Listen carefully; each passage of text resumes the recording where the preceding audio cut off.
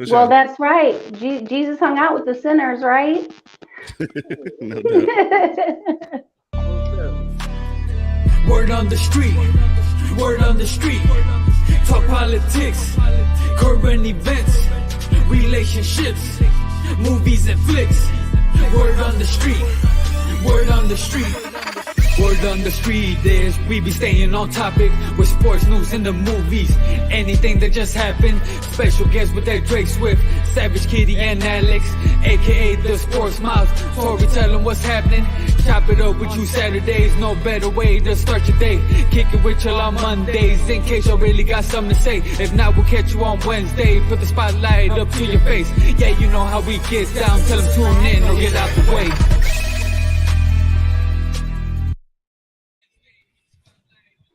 What up, doe? It is Wednesday, man.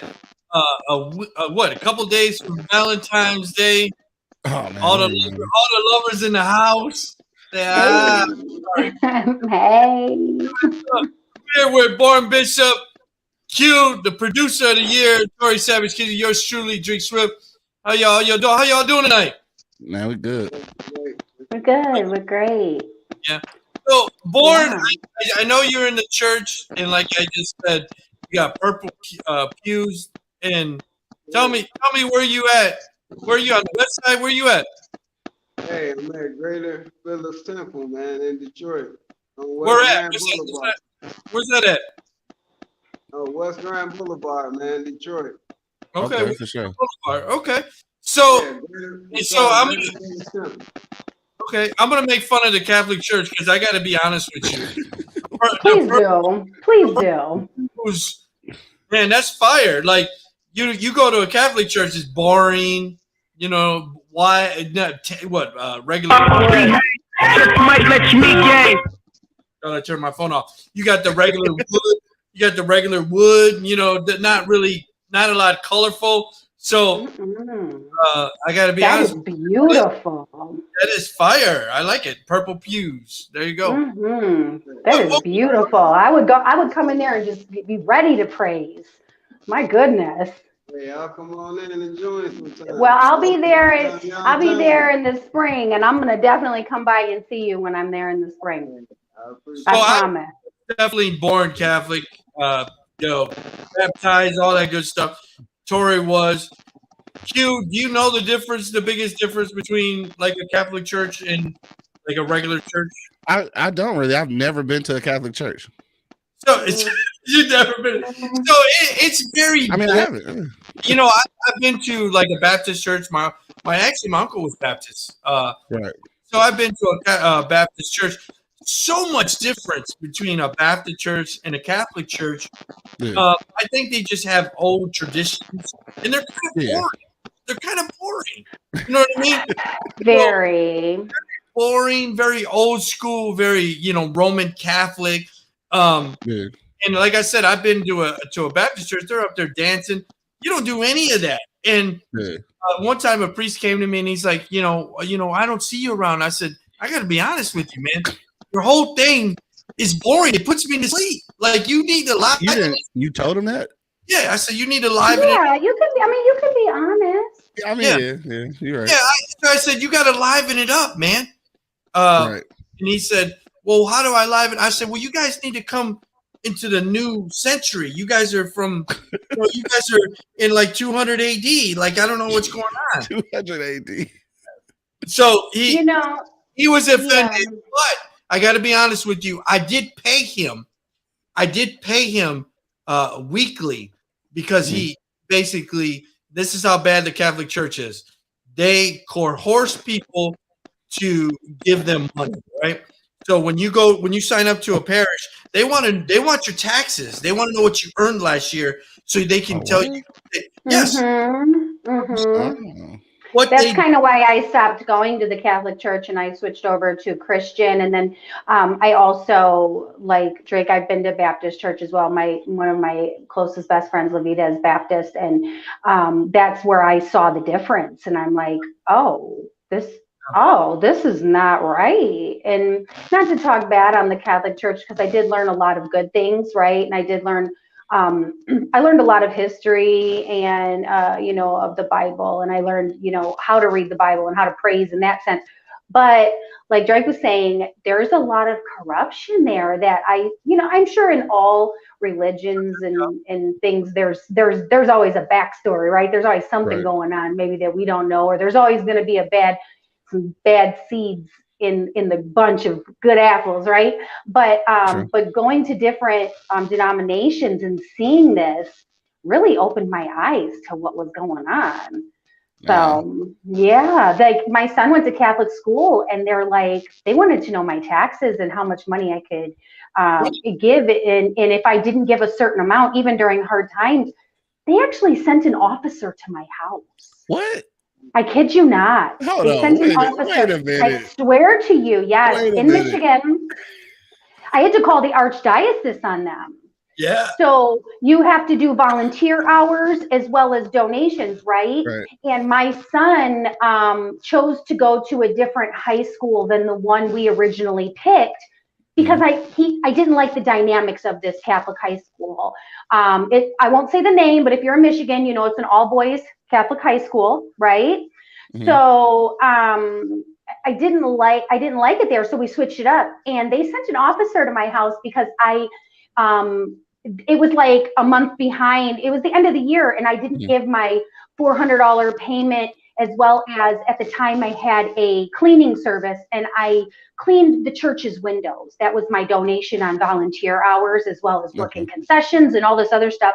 And I hadn't done the windows that month because it wasn't due, but they sent an officer to my house and said that, and tried, yes, I was like, what? Scared my kids and everything. They're like, Mom, there's a police officer at the door saying you owe the church money. Wow. I was like, Police officer. An actual Warren police officer came to my home. Officer of the church. No, exactly. No, not an officer of the church, not any of the clergy. This was an actual Warren police officer that came to my home. They got you on collection. Because the school was located in Warren. Yeah, right. I couldn't believe it. I was like, wait, what? And then when I told him, because they didn't really give him clarification on why he was coming. He just was coming to serve me. And I'm like, serve me what? And I told him, and he was embarrassed himself. But yeah, it opens my eyes up to a lot. So that's the thing. They can really do that, though. That's a thing. It's a thing with them. That I learned throughout my life, like growing up, I went to a lot of different churches. I went to Catholic churches, Baptist, you know, Church of God in Christ. All the churches I go to the one that I go to now is AOH, like Apostolic or whatever. Okay. But this is the church, like after getting saved, that God told me. But it was actually what I grew up in, but I left it and was going to non-denominational church. Yes. That's the church I was trying to find myself, you know, like that's the church I did that too. Yeah. And God told me, go back home. He told me if they can't do it the way of the apostles, the way I taught them, something is wrong. Right. So I was like, I'm like, okay. Yeah. And then it took me a minute, but then I came back home here. But the thing, but of the story is, what I learned from going from church to church, and you know, when I came back and learned the knowledge that he was showing me on that trip, on the travel club, I learned a lot about different churches. He was teaching me all the way around. Right. Yeah. And they say what you know, people will know you by your fruit. And my teacher, who is my pastor, I'm a minister now, and people will know me by my fruit from what I learned from him. And what I learned from him now is I seen him, and when people don't come and they don't pay their tithes, that's what it's called. When people don't pay their tithes, he don't harass them for their tithe. Right. They're going to have to answer to God for that. Right. And you know what? And I remember like a lot of people wasn't coming, like when the COVID thing was going on, people was quit coming. And people would go on vacation here and there, you know, but they like, hey, can't go to church though, you know. Right. Then they, you know, hitting the plane though, flying. Hey, sending their money through the, you know, the bank account, dropping it off. He like, hey, in church, I don't want your money. I don't I want the bodies here. Like, no, I don't want your money. Right. You're supposed to be here. You got something you owe to God. What you supposed to do to him? You don't drop your money off to the church and think that's gonna handle what you got to do with God. I don't want your money. He's like, what is your money gonna do for me? You got something you got to do with God. That's not what I want from you. Right. And I learned that a lot from him. You know what I mean? Like seeing those things, and I thank God for what he told me to come see. Yeah. And I just learned like from the Bible. He told us that Jesus died for our sins. We can go to Jesus now and say, God, forgive me of my sins in the name of Jesus Christ. Right. We can be forgiven for our sins in the name of Jesus Christ. We don't have to have nobody else to intercede. I don't need my bishop to intercede for me. I don't need the priest to intercede for me. I don't need Mother Mary to intercede for me. I don't need nobody to intercede for me. Jesus died and shed blood so I can go to him and say, Lord, forgive me of my sins in the name of Jesus, Lord. I did wrong. And that's what he died for. Right. So I learned the things that were wrong. And I learned the things like from different churches where they say, hey, you sit down, you can't be caught, you know, and I'm not gonna say which churches, but of course not. And you can't praise the Lord. And the Bible says, hey, praise the Lord in my name. Hey, speak. He says, hey, you know what I mean? Praise the Lord, like sing songs in my name, you know, the Bible say that. The words say that, you know, and I just learned so much, man, like, and I thank the Lord for that. You got to understand, like, it really takes just digging in yourself, man, or either if you can't, and then I know myself, I learned that the Bible, it's really boring when you first dig in, you know what I mean? And that's being honest. It takes time. Like, it's really, when you first go into it, you're not just going to feed into it, you know, really. It's really boring at first. I think it takes really time to, you know, maybe a little bit here and there, a little bit here and there. Yeah. I think it's boring until you have certain experiences. Once you have certain experiences, then it started, you know, it started being interesting to you because it makes sense. Right. Yeah. When I was in Michigan, you know, I went through this similar, right? I'm not a pastor or bishop or a first lady, but but I, you know, after leaving the Catholic Church, a lot of things personally happened to me in my life and with my children and my son's health where I kind of gave up, right? You have that moment where you give up on God, you ask why, you're angry, you're like, this isn't working, why am I doing this, right? And you start questioning your faith. And then when you finally hit that rock bottom spiritually and you're like, okay, what I'm doing isn't working, there's got to be more than just what I'm dealing with in the, you know, physical sense. There's got to be more spiritually higher. You start looking again. And that's where I went and started searching out different churches. And there's a church, I don't know if you've heard of Kensington Church in Michigan. Kensington. Where is it's a Christian church. It is north, like by Hall Road area. So I went there, and there's actually a pastor. He's not there anymore. He moved on into another location. But he really touched me. You know, you find that one person who, when they are preaching, they will read the scriptures and then he breaks it down in real life experience for you. And that's when everything from Catholic school and everything from catechism and everything from Bible study all came rushing back to me. And I was like, oh my God, this totally makes sense now. Now I know when I sat there going, oh, I'm so bored. And, you know, you're in church all day. You try to fake a stomach ache. You're like, I got to go, right? You know, I'm hot. Your granny's like, shut up. you're going to sit here, right? And you're eating the purse candy because you're hungry. Yes, and shout out all to of the purse that candy. stuff, right? Shout out to the purse candy that tastes like perfume and lint, right? All of that, right? You're like, oh. So it starts all making sense. And that pastor, his name is Chris Harbaugh. And even when my son passed, I came back to Michigan and I had him do the eulogy and the service for my son because he's so phenomenal. And afterwards, I had so many people reach out to me and go, oh my God, who was that guy you had there? And he was so powerful, you know, and you find that when you find your home, you know it. You know it, right? And when they can relate, when, especially this day and age, if you grew up, like I said, you have, you know, the history of being in the church, but you really weren't paying attention when you were a kid because you were just over it. And then you come back to your faith and you start searching again and somebody breaks it down for you and you really understand it's not boring anymore. You are excited to go. Like every Sunday, I'm so excited to go. I even watch it online because they don't have it here. And I've tried to find churches here. I've gone to several of them since I've been here. Some experiences were good. One of them was like a cult and I had to escape in the middle of service. Wow, a real live cult? Yeah, it was a real live cult. It was scary. The church was called Love Life, right? And I'm like, oh, I love life. I'm going to go there.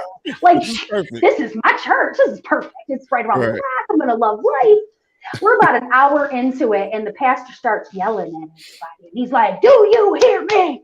And he's banging and everybody is like, it was very cultish. And so about an hour and a half into it, my sister calls me. She's like, where are you? I thought you were meeting me. And I'm like, I don't know how to get out of here. And the pastor's screaming at us, like screaming, like yelling, not like screaming like praise the Lord, you know, like Holy Spirit, activate screaming. No, he is yelling.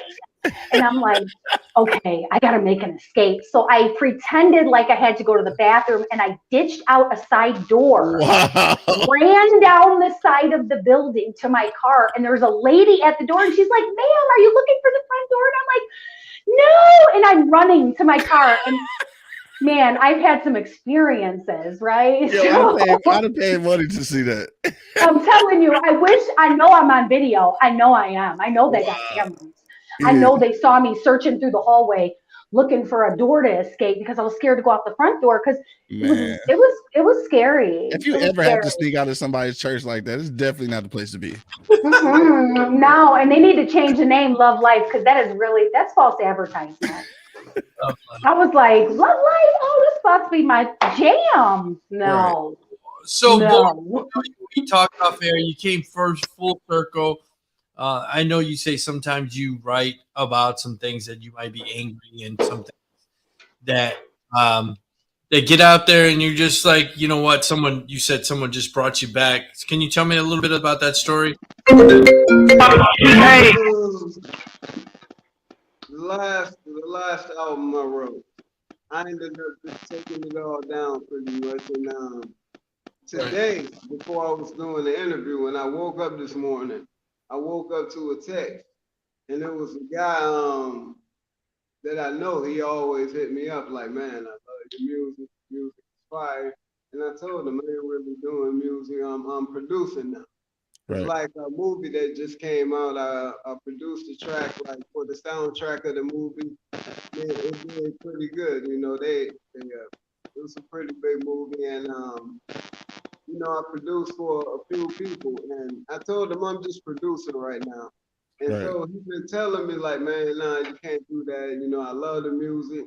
And so this morning, how happened, I was like, man, you know, that's motivation. I got this interview today, man, and I said, man, that's motivational. He's like, man, you know, I love the music. But anyway, people love the music because I always keep it real. Like, whatever I feel, I put it in there. That in the music. And sometimes if I'm sad, if I feel whatever I feel in my emotion, if I'm down about something, it's gonna come out in the music. Yeah. Like if I lost somebody, like you say that, you're gonna hear it in the music. I'm down. And then my teacher, my pastor, he like he come real to me. He like, hey, You need a hug, son. What's up, man? And sometimes we do. Sometimes we really do. People, man. Mm-hmm. You gotta uplift people. You gotta bring people up. You can't be, you can't be out here like giving people this depressing type of music. You know what I mean? Sure. I'm like, hey, I go back. We all need a hug sometimes. I just want to hear music, man. I just man. Just get it. Yeah, but your music is your form of therapy as well. On top of prayer. It's my form of therapy. My mother, I pray. My mother prays in her sleep, right? She's just programmed that way. My grandmother, the same way. My great grandmother would sit in the chair on Sundays for hours, just praying the rosary, praying candles, everything, right? But prayer also, you have to have action behind it, and there has to be action behind it. So your music is definitely action behind it, because that's a form of therapy. It's also a form of working towards what you want God to answer for you. And so you have to put in the work as well, just like coming and praising in his house. You have to put in the work. And and speaking of, real quick side note, and you said sometimes we all need a hug. I want to personally thank you, because you reached out to me after being on our show, and really said some very touching words and offered some prayer for me and during my time of grieving with my son. And I just want to thank you, because that was a virtual hug, right? You weren't there in person, but I really needed that message that day more than you'll ever know. So I want to just thank you for that. For sure. I really do. Yeah, it really do. But yeah, it's therapy. It really is. So I'm gonna cue up his song. He just when did you write this, or when did you record this? Can you hear me? Did he go? Is he gone? Might be froze. Like it's froze. I think he might be frozen a little bit. Frozen. I'm still loving them pews though. For real. Did my Savior and did my sovereign God would he devote that sacred for such a word as Lord, you done brought me up out the mud. I shed tears, you shed blood. You gave your life for the sins of men. What else do we do but sin again? I write songs when I'm awake to get my brothers away. God will never turn his back on you, just pray. And I don't mind begging for forgiveness, cause when I was in that wickedness, he was my witness. And did my Savior and did my sovereign God would he devote that sacred for such a word as Lord, they hung your body on the cross, nails in your hands so coming off. You shed blood for the sins of men, do anything to pay you back, that's my regimen. I pray for my people every day just so they can get away, and to show them that it's another way. And I don't mind begging for forgiveness, cause when I was lost in that sauce, you was my witness.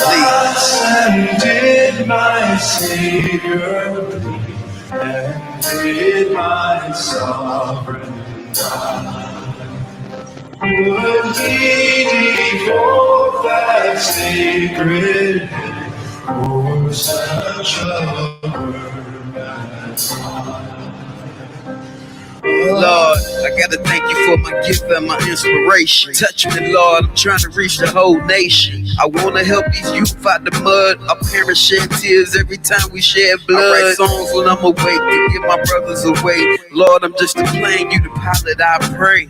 I close my eyes and I know that I'm okay. In my heart and my mind, I just live off the faith. And did my Savior and did my sovereign God would he devote that sacred for such a word as Yes, Lord, you've been there for me from day one to now. From birth to the last breath I took. You been there for me, Lord. Use me, I'm here for you. Whatever you need. You know, I always love his flow. He definitely embodies that Christian hip hop. Like I kind of deep. That was deep. Kind of open up a world because I'm definitely a hip hop head. You know, back to the 80s and 90s, and you know, I didn't really listen to Christian hip hop, but there's a lot of talented guys out there. You know what I mean? It is. Yeah. And what I'm curious though, like I hope he can get back on, because what I'm curious is I know he do production for other people, and I'm wondering, because like the production is dope, and I'm wondering how does he decide who he produces for? Because I know some people it could be kind of a conflict. Right. You know what I'm saying? Yeah. Right. Yeah. He said that he was very picky. Yeah. He worked with because of God. So exactly. Yeah. You know what I mean? So it is definitely a touchy situation. Back on, I don't know. Hopefully, it's not his internet didn't go down where he's at. So I don't know. Church has good internet, or did he need to jump off the Wi-Fi or whatever? But did he message you? No, I did inbox him. Okay. Yeah, I'm definitely interested. I kind of want to ask that question. Yeah, for sure. You Valentine's is coming up. You had any love interest, Q? Valentine's Day? I love all the ladies. They are all my Valentine's interests. So are you seeing anybody flowers or no? I'm seeing everybody. Okay. Oh, damn. Okay. You need my address? Happy Valentine's Day to all the ladies. There you go. All the ladies. Happy Valentine's Day. I want all my Valentine's Day gifts too, though. I ain't giving out none unless I'm getting some. So Q, you know what Sweetest Day is, right? It's supposed to be for us, but it only happens in the Midwest. Right. So I come here to Arizona and none of my friends know about it. I had to teach my friends about it. I was like, y'all don't know what Sweetest Day is? Yeah, it's not a real thing. It's the men's day. Oh, it is a real thing. It's not a real thing. I don't know. It's some shit that we made up here. Nobody even knows what nobody knows what that shit is. Well, okay. Well, then it's an extra day to give gifts to your man, but that's true. I take that. Right? I was like, nobody knows what that is. What the fuck? At all. And I didn't know that until this was some years ago. I think this was back when I was in college. I did an internship in New York, and I met this young lady from Philly. So we kept in touch or whatever. And one day I asked her about that shit. I'm like, Sweetest Day. She's like, what the fuck is that? Right. So I'm breaking it down. I'm like, how you don't know this shit? How you don't know what this is? Yeah, I realized then, like, damn, don't nobody celebrate that shit but us. Yeah, we made that shit up. That's okay though. We did. I always knew about it. My oldest son was born on Sweetest Day, and every year it's the Saturday, right? It's the Saturday, right? Yeah. So his birthday would rotate on it, and I just called him my sweetest baby. Yeah. So that's how I always remember. I'm like, Sweetest Day. It's Dom's birthday weekend, right? Yeah, So, but yeah, I had to school him out here. They're like, what? I was like, you don't make nothing for your man. You don't do nothing. Like me, I always do like chocolate covered stuff and a bunch of goodies, and you give it's kind of like for me, it was always like an Easter basket of love, right? Not right? Like a bunch of like snacks and goodies. Easter basket of love. I've never heard it explained that way. Yeah, like homemade, like love notes. Yeah. So yeah, I had to Easter school them out. Love. It's similar. I'm asking for that this year. Yes, do it. You deserve that. Easter basket of love. You deserve it. You deserve it. Yeah, nobody puts in that time for you. You X her out and fill in the space. Hey, I'm gonna tell them all you said that too. No, yeah. They're like, listen, don't lose your space. This bitch is in line for it. Like when you said you wanted to send everybody roses, it reminded me of Boomerang when Eddie Murphy's like, he's like, yeah, can you send one rose to her? And she's like, what do you want to say? I'm thinking of only you. And I was like, I thought 12 times. Yeah. Just one rose, There you go. I'm probably gonna get all kind of inboxes and phone calls after this. Definitely. Probably so. That's okay. I like playing it on the edge though. It's all good. You know, I live on the edge too. It's all right. It's all right. Keeps them on their toes. Keeps them on their Exactly. toes. Exactly. So while we're waiting, his phone died.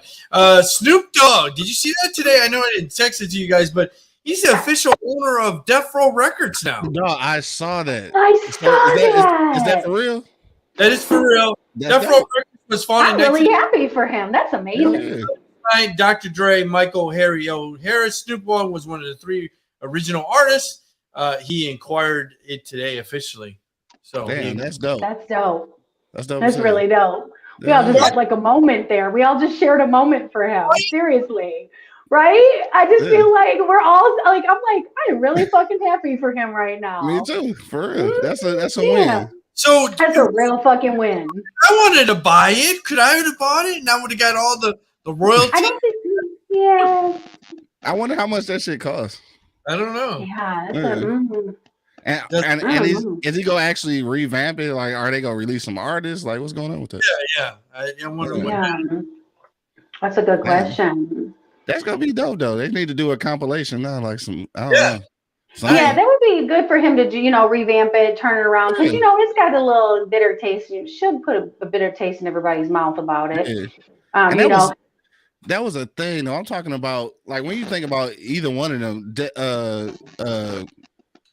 Death Row or what's the Bad Boy? We think about either one of those, like, dog, these dudes was in their 20s, bro. In their 20s. That's crazy. Like, so fucking crazy.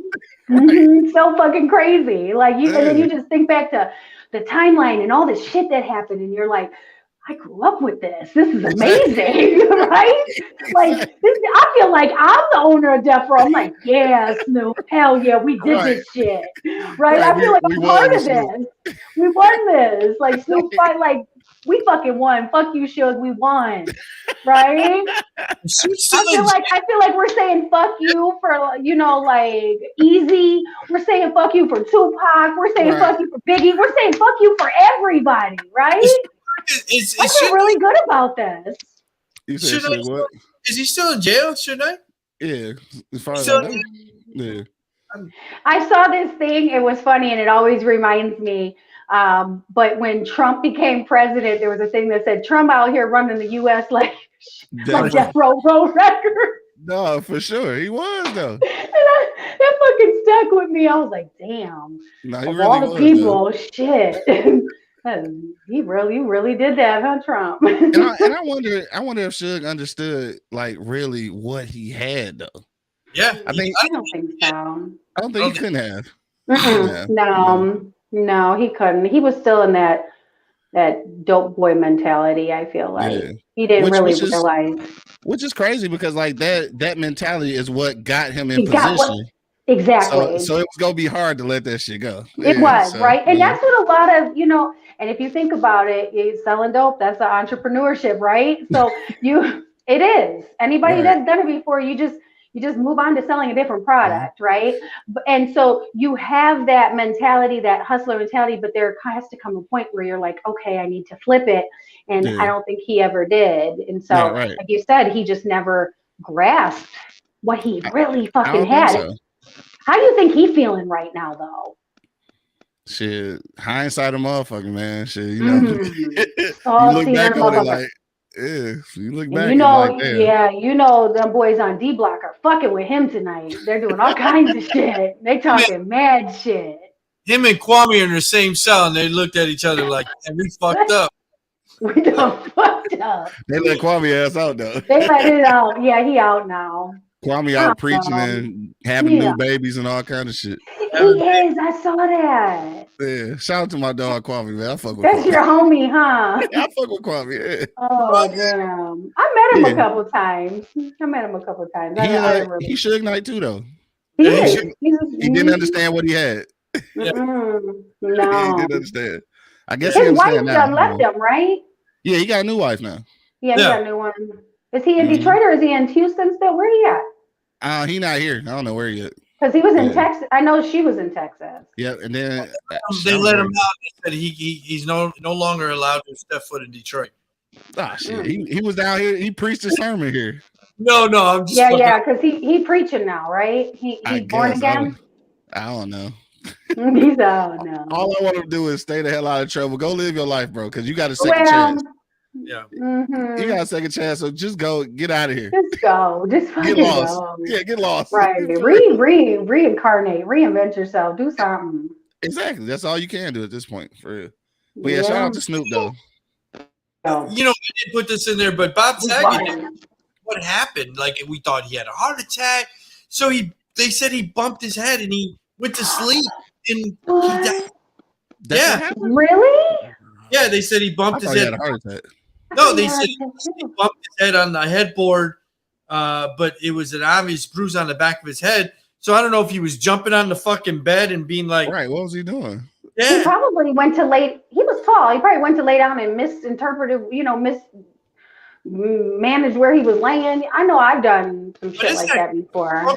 He died in his sleep. They said from internal bleeding. He just hit something dead and boom, that was it. Unless he passed out and bumped his head or something. Right. Bumped his head and had a minor, Yeah. Cause I can't imagine. Concussion. I can't imagine hitting your head that hard if you on the back of his head. And staying right. And hitting it that hard enough to have internal bleeding. Yeah. Man, somebody slammed him, dog. Who is he in there fighting? Yeah, who did that to our USA? Who did that to our daddy? Somebody did that. Who did that to our adopted daddy? Like, what the hell?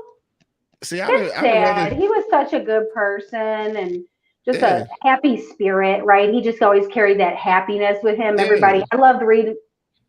Obviously, didn't love reading the memories because it was sad, but hearing all the good stuff people said about him, everybody said that so many people said that if he was in a room, you went over to him because it was just a fun time. When you went to a party, you found him and his wife, you were just laughing the entire time. He was just a free, happy spirit. And so, like you said, I think he fell. Because to have internal bleeding, you got to hit your head really fucking hard to have Hell yeah. So did he lay on the nightstand and pass out? In the bathtub or something, and then he was like, "Oh, I'll be okay," and I laid down. Yeah, maybe something like that. Yeah. I've slipped before in the bathtub and fucking busted my shit. Man, look, slipping in the bathtub now is Ooh, that's dental. It could be life or death at this point. Life or death. Yeah, your age. Literally. And then don't try to grab the shower curtain. That ain't. Of course not. Slipping in the tub and going up the stairs and getting the toe of the flip flop stuck on the stair. Life or death. How about getting the toe of the flip flop coming down? You ever roll it walking forward? Motherfucker! Literally trying to die, and don't have a banister, because if you have a banister, you're totally breaking a limb, because you're gonna reach for her, right? You're snapping a wrist or a fucking ankle, maybe even a knee if it goes deep enough. Wow. Mm-hmm. Yeah. The things we think about as kids. Life, yeah, right? You fall. I swear, when we were kids, it was like we were little drunk people. You just fall, you bounce back up. Now you're like, well, motherfucker, I can't walk. Your shoulders bruised. You got a fractured tailbone. You're fucked up for 6 months from one flip flop, one chancla hit the fucking wrong way. 6 months. 6 whole motherfucking months. Yeah, that's real. That's really sad. I think I just saw my aunt. She made a comment, and she can relate to this. So the kids, I'll never forget this. They had her out on the front lawn, right? And she was like, back in her day, she used to do flips, tumbles, cartwheels. Right. You can't do that shit nowadays unless this is really something in your daily activity, right? She's like, they're like, come on, Grandma, you can do this. And she had a quad, so her kitchen. Her house, the kitchen was on the lower level, so the window was even with the grass outside, right? Gotcha. So I'm standing at the kitchen sink, and you see her go running on the front lawn, ready to do one. She went up, and bam, she fucking came down like a ton of bricks. Her arms gave out.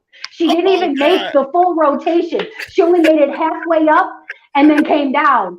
And as she came down, We met eye contact in the window, right? Wow. And she laid there on the fucking grass. She was fucked up for like 6 months after I that. bet. Oh, she was like, never again. Fuck y'all kids. But Right. that's when I realized, you know what? Don't try to be out here showing these kids what's up. You know, no Right. herkies, no round offs. Don't try Unless to do you've been doing that shit consistently. Then, Unless yeah. you've been really practicing, like you got Right. a trampoline outside, you've been practicing with the kids. Don't try to. We know you can do it. And she Right. was fucked up. And let me tell you, she hit so fucking hard. I thought for sure she had broke like her fucking wrist or her neck or something. Oh, She wow. came down hard as fuck.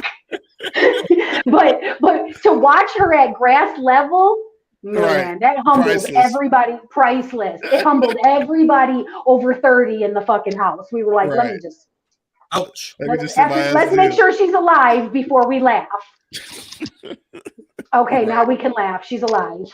Like, So, man, let me tell I don't know if you. you guys caught this, but it flashed on my notifications right before the show. And I don't know if you guys remember. I don't know if you're a baseball person, but Jeremy Giambi, he died, 47. He played for the Oakland, he played for the Royals, he played for a couple teams. But they're saying probably because he was during the age of the juicing, so possibly he had a heart attack. Oh, okay. Yep, Yeah. 47 years old. I'm like, wow. Yeah. Yeah, people That's die. young. That's young. Gotta stop that juice. So Sunday, have you doing a Super Bowl party, anything like that? Hanging out? Yeah, I'm gonna have a few people over. Yeah. Oh, right at the crib. Yeah, nothing major though. Not major. Okay. Yeah, What's on the menu? We gotta celebrate the Detroit Rams. I'm not feeling that. My sister, I don't know why she thought this was a good idea, but she's making ribs, so we having ribs, and then like some other shit like some wings and shit like that, but nothing major because it's only gonna be a few of us. So okay. yeah. Rams, they got Rams by what now? A field goal or maybe 3.5 or 4. They are favored to win, but I'm hearing the national media said don't sleep on Cincy. Don't sleep on Cincinnati. Yeah, well, Burrow is nice. Don't get me wrong, but I gotta root for The for Detroit Rams. Yeah, I gotta root for Matt so he can get his buffs back. So did you catch? Doesn't it feel like we're in the Super Bowl? I do. It feels like I was like, we fucking made it. Yes. Exactly. It's the closest we gonna get. He's ours, motherfucker. Right. We just loaned him to you because we had to get there this year. But That's it. Loaned them to you. We loaned him. So I got a question about the Super Bowl. So I have a podcast that a guy does at sports. He brought up a good subject. So I know the National Football League, the NBA, of course not the hockey, but baseball. There's a lot of Black Brown are always bringing up injustices, everything, and I don't mean to go down this rabbit hole, but I want to bring this at least to a light. So they bring up all these injustices, cops, this, that, this, you take a knee, all whatever, because you're sticking up for what you believe in. Right. So you think athletes are talking on two sides of their necks because the average ticket to go to the Super Bowl is $5,500. Now you talking about the big game. Yeah.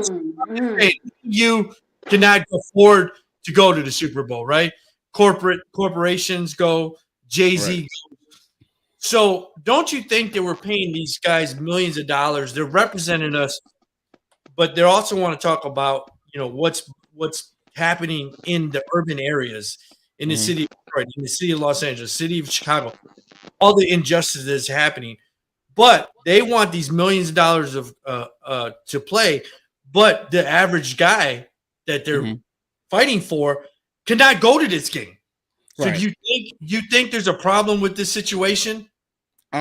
See, for me, I'm gonna say that it's not a problem, and the only reason I say that is because as a player, you can demand what you feel like your worth is, but at the end of the day, those ticket prices is because of the owners, not because of the players. Okay. So I can't be mad at the players. Don't you think they gotta pass that what they're paying $100 million to the players along to the customer, right? To the viewer, to the ticket holder. Don't you think they have to pass those fees on to them? No, they don't have to. You can pass it to the advertisers. Make the advertisers pay more. You don't have to make me pay more. Those are ownership decisions. Hell yeah. Are dictating the ticket prices.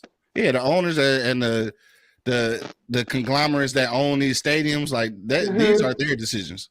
Like you can in business, you can pass that charge off to somebody else.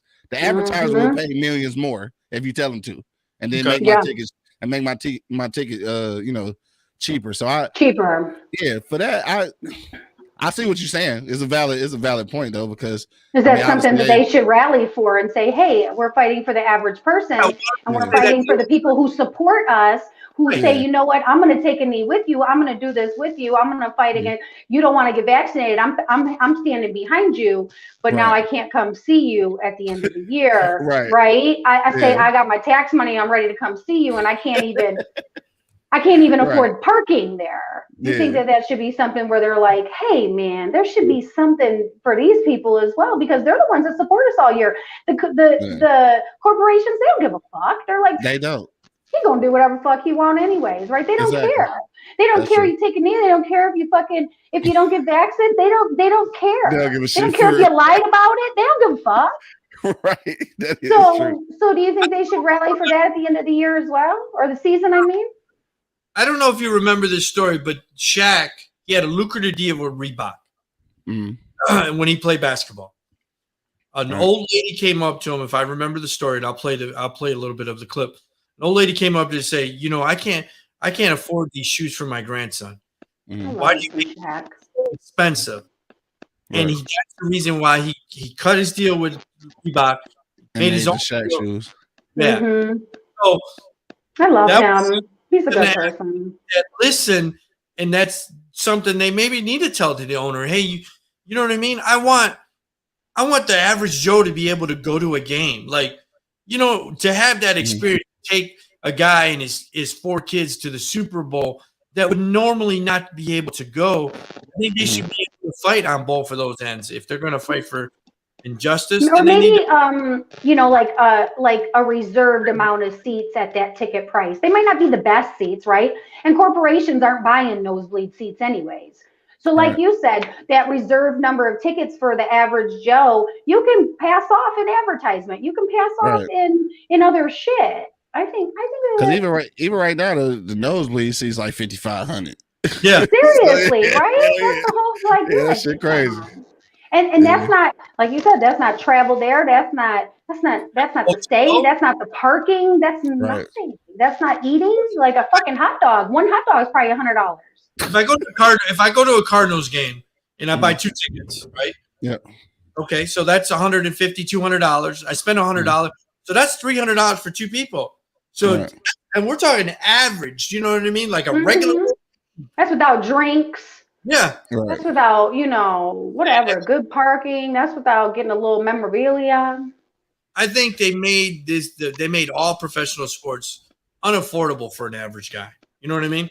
And like what made it unaffordable though? Because and the only reason I asked that is because I feel like even if they weren't paying the players what they're paying them, I think they'll still figure out a way to charge you up the ass for the ticket. So I think absolutely. So. They gonna tell you that because he got $100 million contract, you gotta pay for these tickets. They gonna tell you that. But if they was making a league minimum, that ticket still be $5,500. Like I'm just they gonna figure it out because they just built let's look at LA itself. They just built a $5 billion fucking stadium. It's a beautiful billion. It is. It's hella beautiful. Yeah, but $5 billion with a B. With a B. They haven't built a medical facility worth $5 billion yet, and we in a pandemic. How about that? Yeah. Here's a Shaq interview I found real quick and had a Reebok deal, 40 for 5. And I'm leaving the arena one day, and this lady she's ripped me into it. You motherfuckers, charging these babies all this money for the shoes. So I had like a $2,000 in my pocket. I was like, ma'am, I don't make the prices. Here you go. And she smacked the money in my hand. Why don't you make a shoe that's affordable? And I thought about it. And I was like, you know what? She's right. So that day, cut ties with Reebok, started my own brand. Yeah, that day. What do you define cut ties? I told him, I said, keep the money. This ain't right. Don't want to make it no fight. I'll still wear the shoes that I wear during the season, but I'm going to be looking to do my own thing. I said, okay, we understand. You know, at the end of the year, we're gonna do this. I said, "It's just the money you owe me, keep it."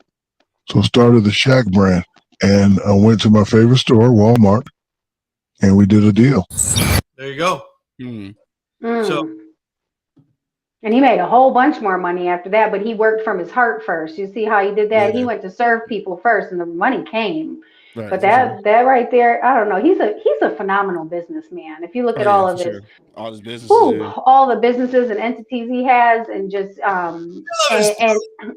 and his kids, no degree, no money. I love that. Yeah. Right. He, if you read it, they were like, he's like, you're not rich, I'm rich. Right. If you want to be heir to my wealth and my businesses, you need to have you need to go to school, you need to have a solid business plan and present it to me like anyone else, because you're not rich. I'm rich. Right, for sure. Your father's rich. You're not rich. Yeah. And and I love that about him. He's a good dude. That's so what the Houston, Texas hired a defensive coordinator, Lovie Smith, as a bro, let's talk about it. Let's talk about this shit, bro. Now, you know damn well last week they was getting ready to hire Josh McCown, weak ass, after coaching fucking high school. Right. They was getting ready to hire him, dog. The only reason they hired Lovie Smith was because of all the shit that's going on. Now, if I'm Lovie Smith, is a great opportunity, but I'm not even sure if I want it like that. Really? It just ain't the same. I was second choice. Right. I was runner up because of other shit. I mean, I'll probably still take it, but I don't know if I really want it. I'm gonna take it, and he better. Hopefully, he make the best of it though, because Lovie Smith is a decent coach. I'm not gonna say he's the best coach ever, but like he's decent. I'm gonna definitely say he was a better choice than Josh McCown, but like that should have been the conversation before. Right. Like, how is it a conversation now? Like it should have been a conversation. He wasn't even in that conversation at all. So that's how you know that shit is weak. Yeah, whatever. I don't talk about that shit no more. Right. It got you in your feelings. No, it does though, man. He's like, what the fuck? Yeah, because I mean, really though, like you said, it's like, damn, I was runner up.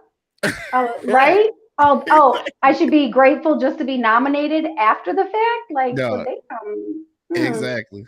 But I hope he jump in there and do his thing, though. Yeah, I hope he shines. You know, and then he proves himself and he's a winner. Then, people are going to change the views. How maybe he deserved that position. You get what I'm saying? So, right.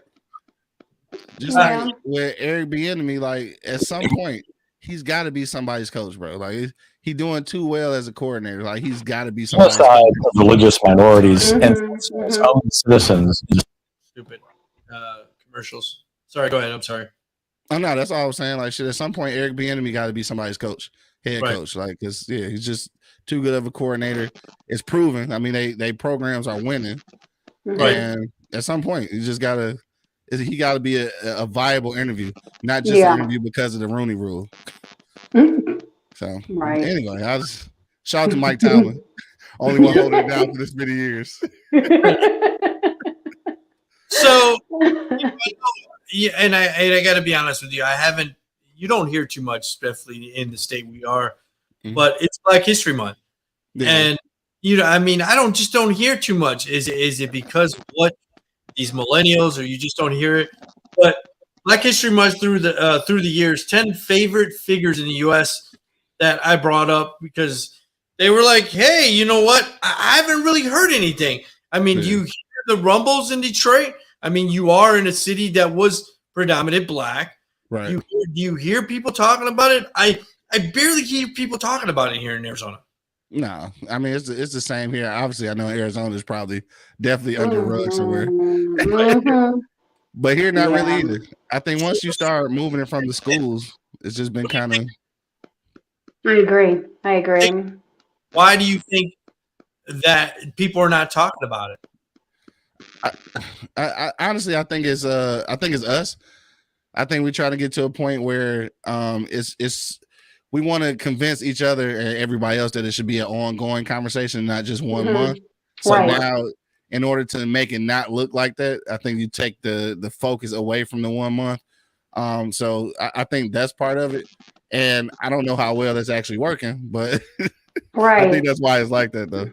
So that's on us. We did that. So shit. famous people throughout the history. You got Frederick Douglass, famous artist, famous writer, Harriet Tubman. So just some of the people that they mentioned. There was so many different people on this list. So many people that have contributed to actually a Black History Month. So just shout out. Like I said, I don't think we talk about it enough, especially in during this time. For sure. Like I said, I just don't hear it, and I don't hear it on people's lips. Same thing with Hispanic Month. I don't think we should have a month. I think it should be an ongoing reflection of what happened, what was our struggles, just like Blacks. Like I don't think you were on the story or on the show, but it was some ladies that wanted to introduce their own form of history in a school in Texas, and they don't want that. They don't want to talk about it. You know, it's great that you had. It was 2 or 3 Black mothers that wanted to have their own history, because in the schools, what do they teach? Like, who fucking didn't know that George Washington was the first president, right? Dumb shit. And they only teach the white narrative. You know, you'll have a few stories of Black people who came into play during the white narrative, but the only things they talk about is slavery. Like, what about the other stuff? And they don't even tell the true story about that, or just like the Asians, right? Or I think that there should be different versions of everybody's history, because your history and my history are not the same fucking history. It's not gonna be the same, exactly. And why should you be being taught just about my history?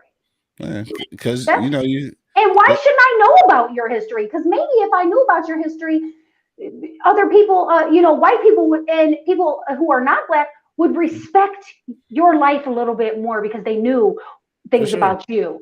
So I hope those women in Texas, I hope they get that passed. They're fighting really hard for it. And I think people should, you're listening, Google about it, see if there's a petition you can sign, whatever you can do to support them. Because if they get that, it's just going to be a domino effect in the movement. Because Texas is just like Arizona. If not, there's good old boys there, right? That's some Texas shit is its own country. Texas is its own country, bro.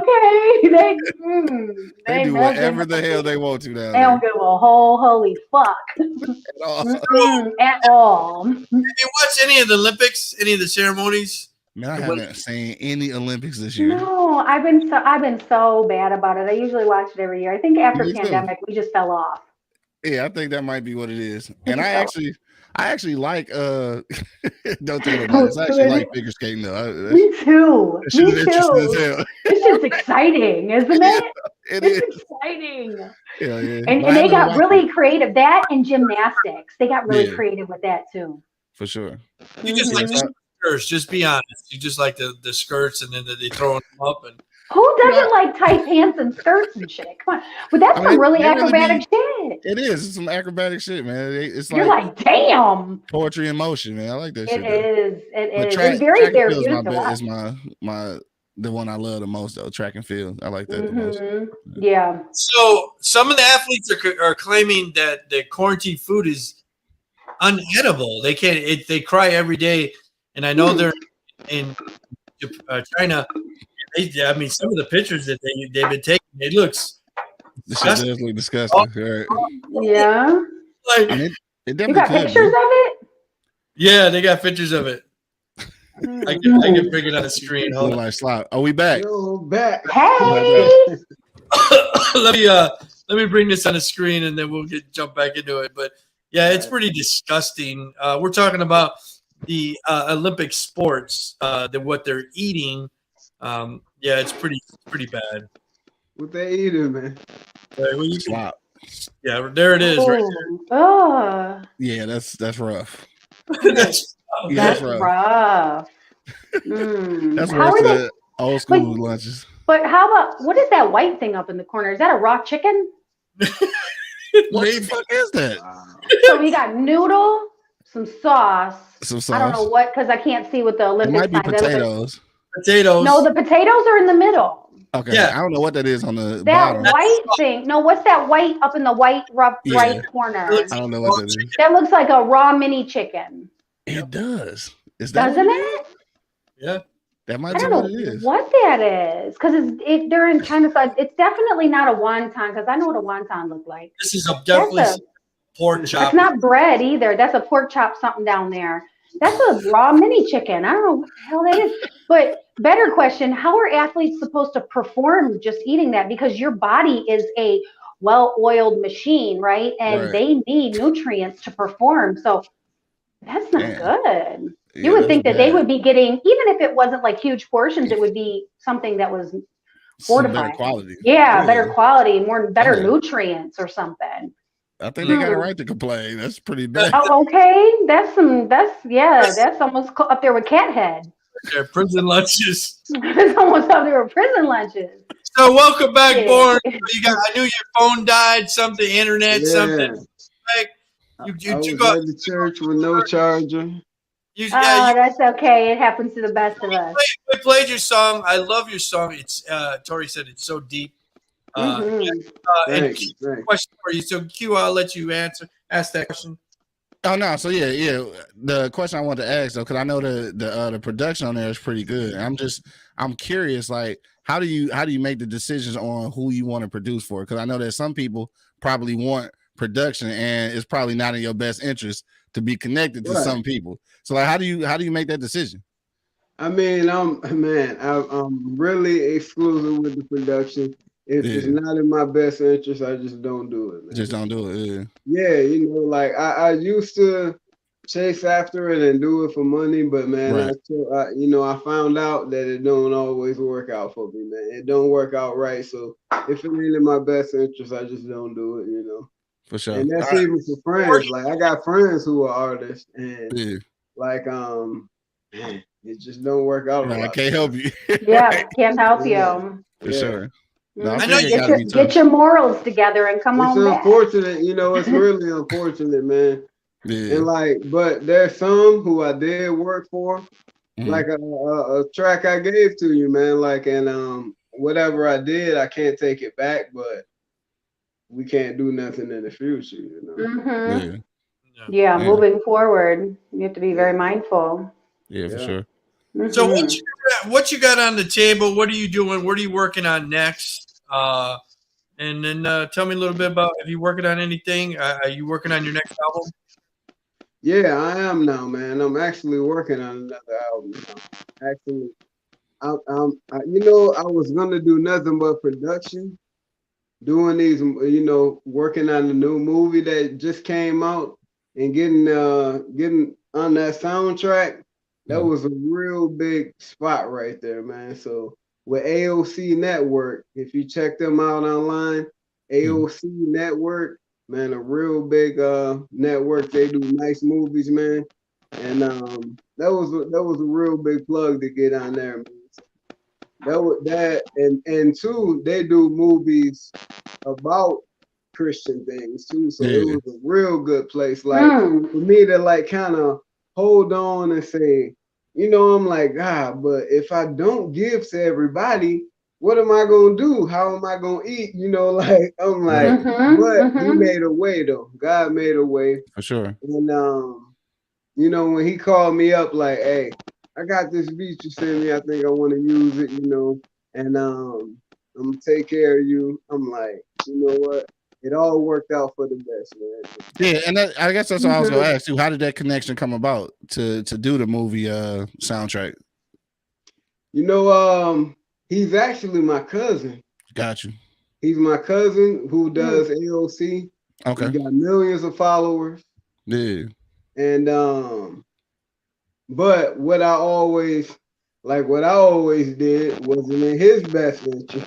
Right. I had to get myself together, Facts. But once I did get myself together, he was like, hey, I want to use that, So now I know I got to do what God want me to do, and keep it there.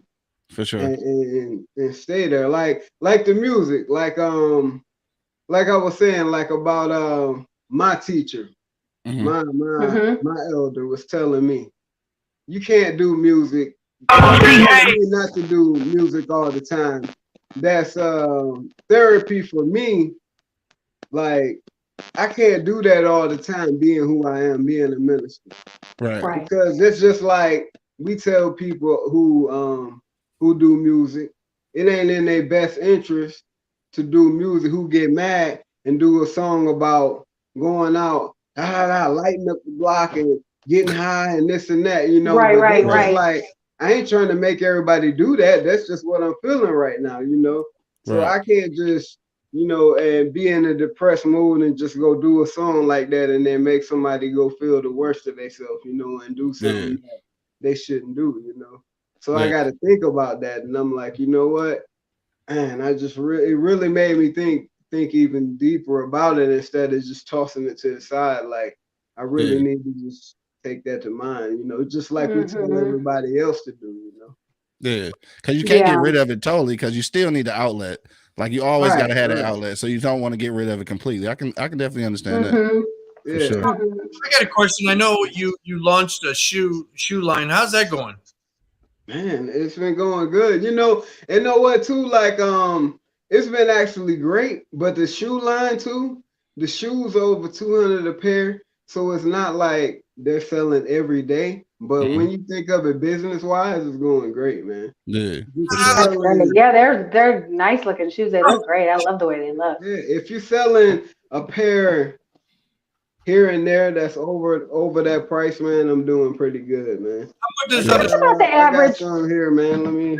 You know, Nikes are there. That's how much Nikes are. Box too, man. If you can see.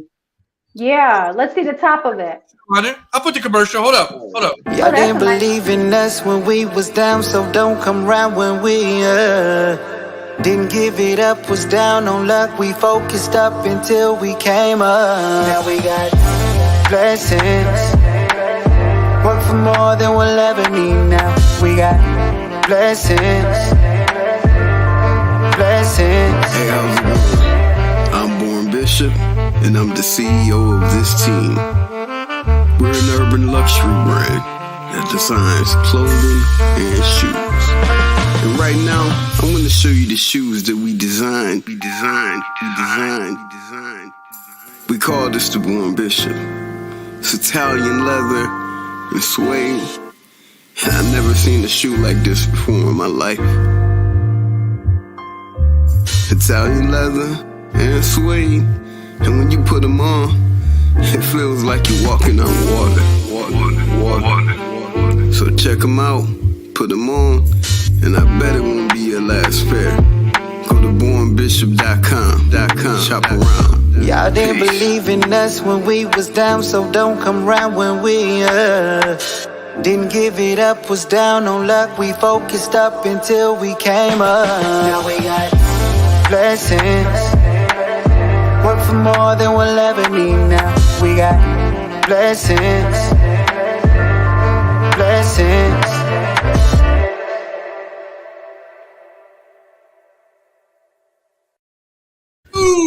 I got the commercial love right there. For sure. I got a guy who's a producer. Have you ever heard of DJ Pan One?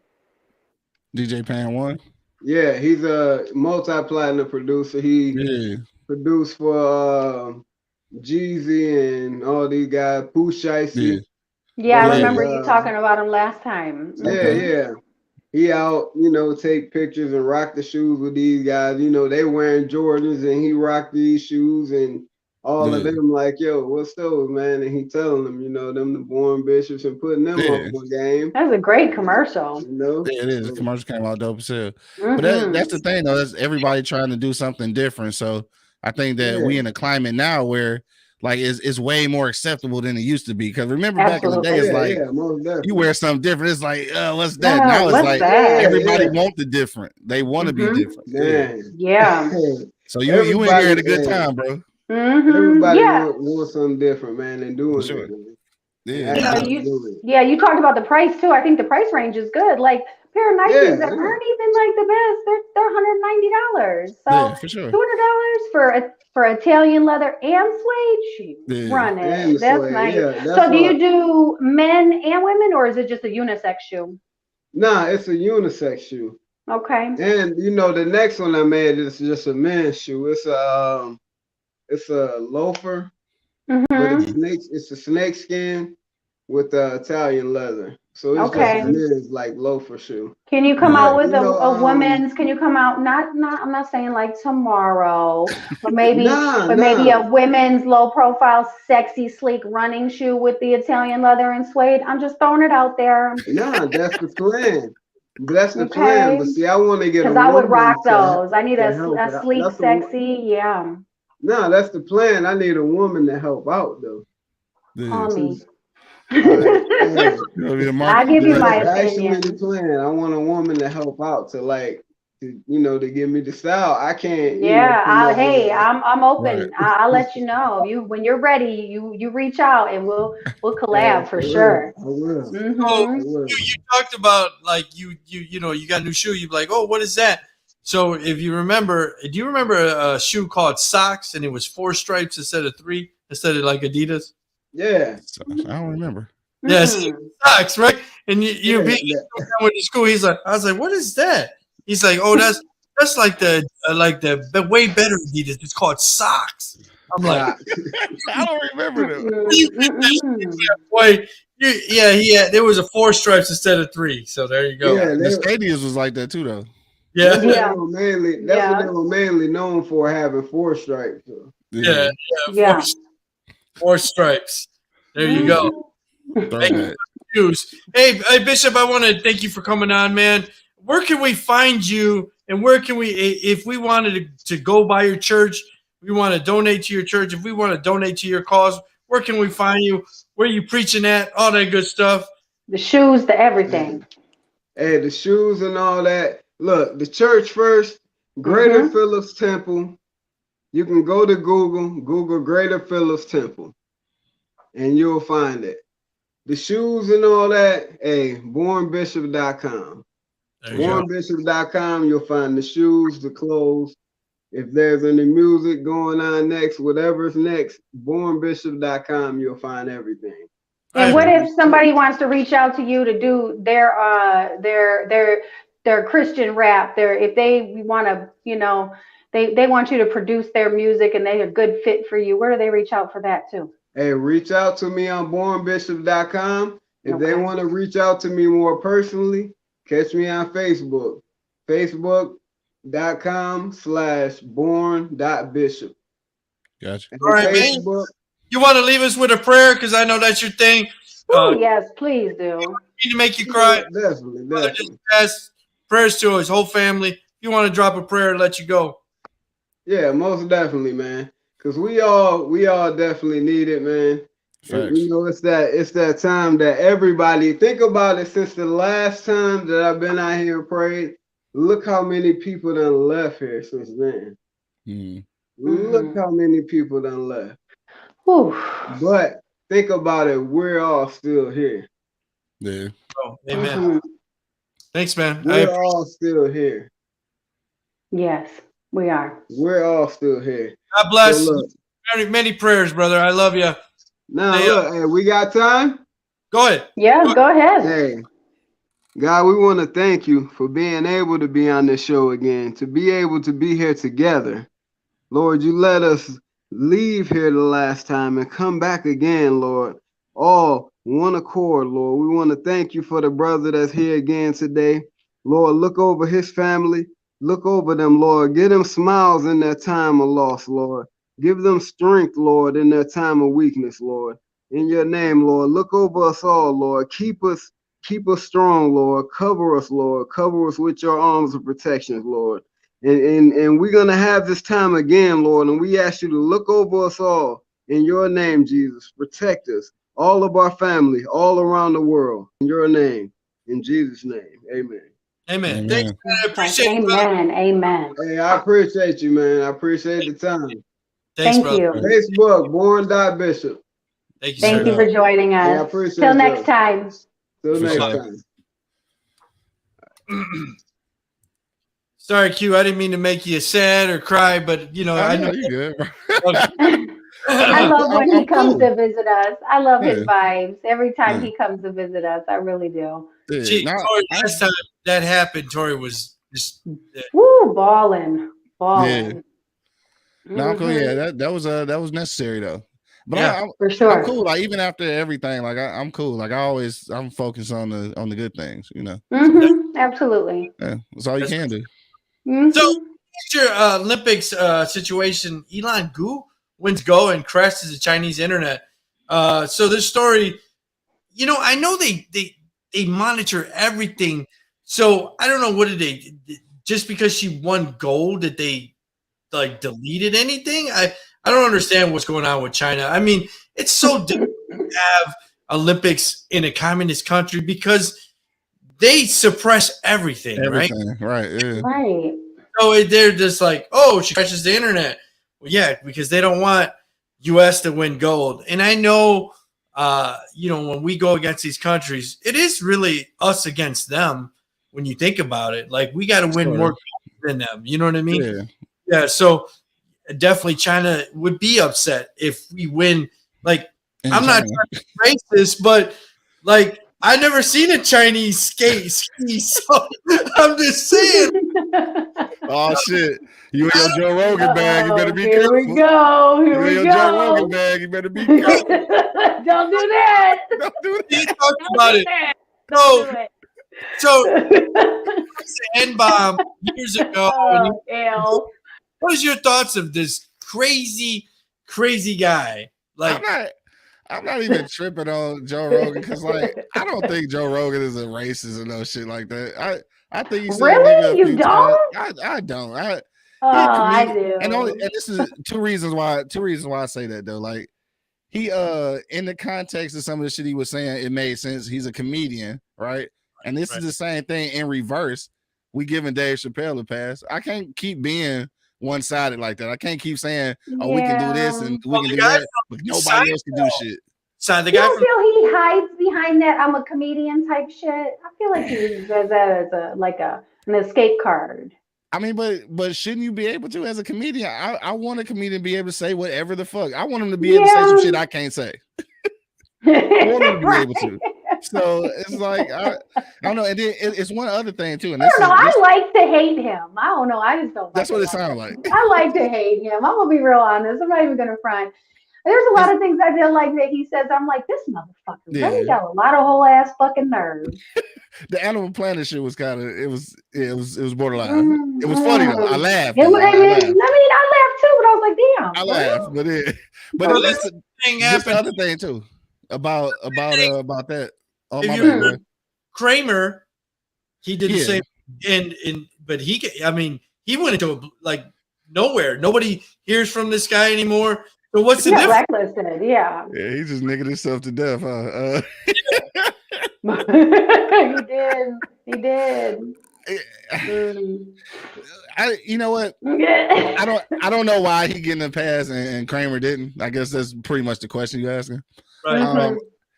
This is my thing about Joe Rogan though, right? And this is more of a selfish thing than a Joe Rogan thing, right? The thing is that podcasts were originally like pirate radio. You know what I'm saying? Like there's no FCC regulations. So at this point, I don't want them to start censoring people because I don't want to get censored. Right. So I'm like, you know what? if to not get censored, if I gotta let them say nigga 100 times, then it's just gonna happen. I just won't listen. I just won't listen. I just won't listen. Yeah, that's it. Yeah, I agree. Okay. Yeah. In the grand scheme of all of us being safe in this environment. Thanks for looking out for us. Thanks for giving that perspective. I forgot about that perspective. You're there in Detroit. I wish that we would have your friend Shannon call in, Tori. But what the fuck is going on at the bridge? What's going on?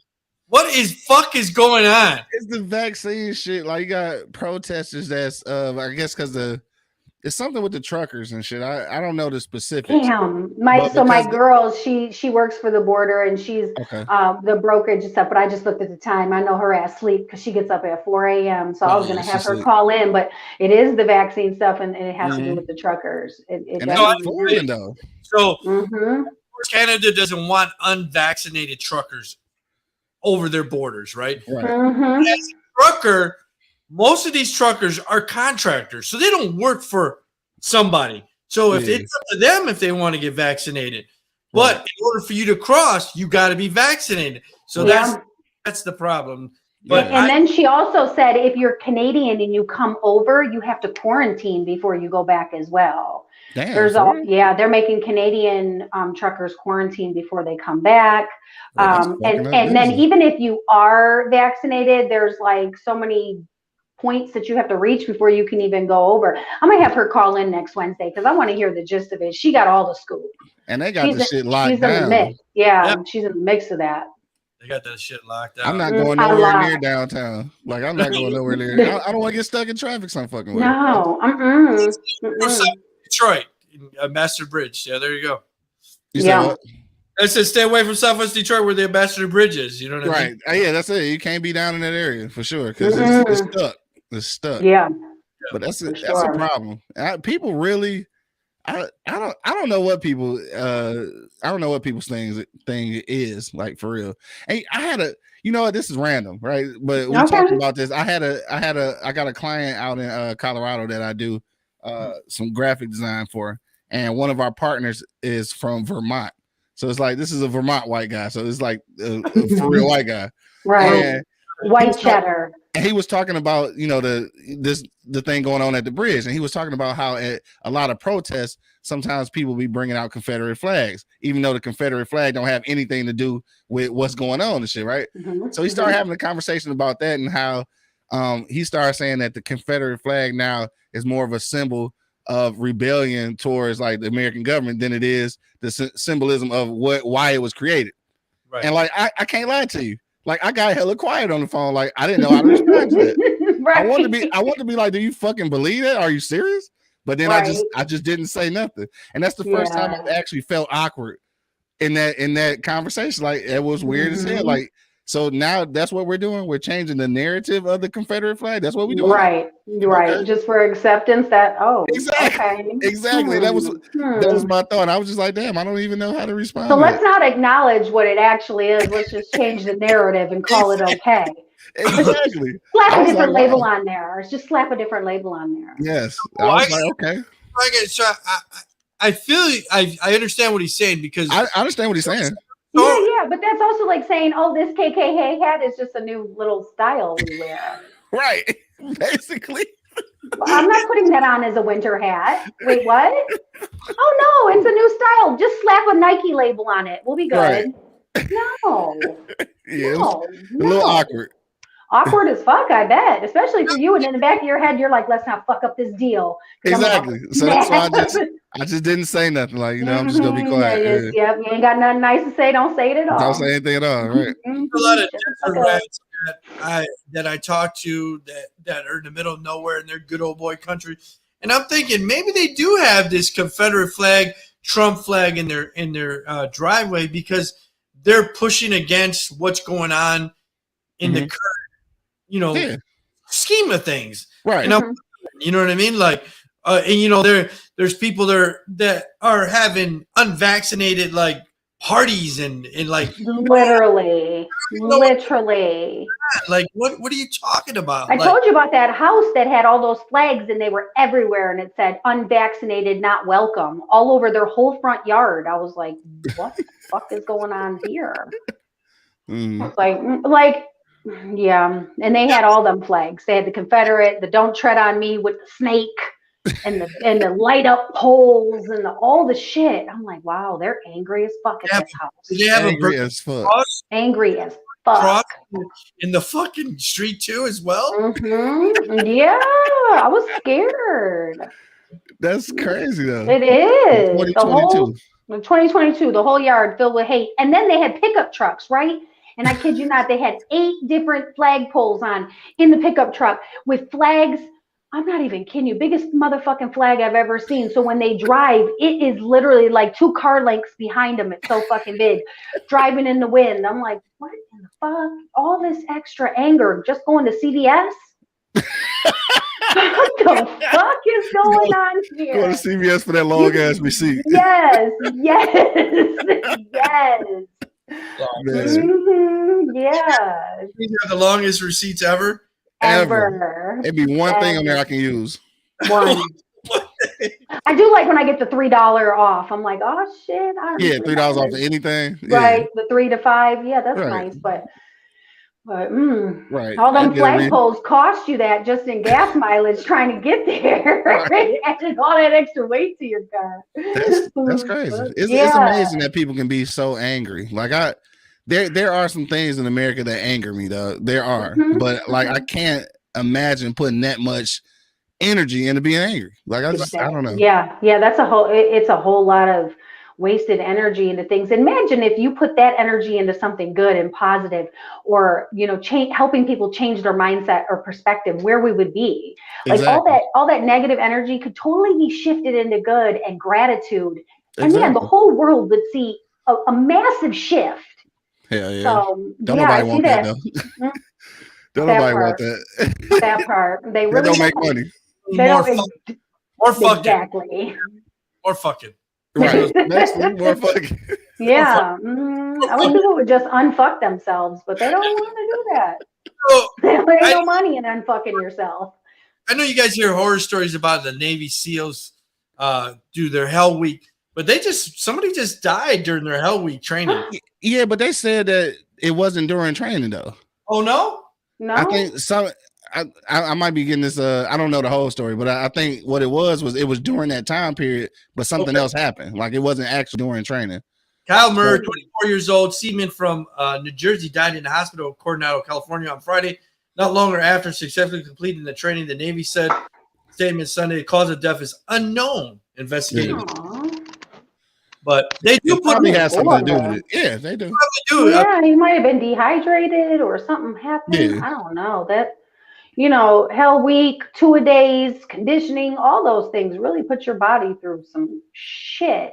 It does. So sure. If he might have had an underlying issue already unknown about, 24 is so fucking young. You're a baby. His breath still smells like milk. Right? That's sad. Yeah. I hope they find out what's going on with that. And I mean, I don't think the Navy is going to change their actions during that week, but hopefully maybe they do better pre-judgment or after post-care better. Right. They're not going to change nothing, and they probably not going to tell you what happened for real.